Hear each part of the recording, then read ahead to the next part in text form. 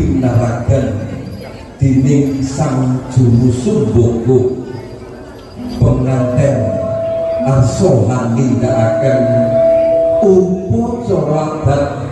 widi widono kang lumampah ing tlatah Ngayogyakarta hadinipun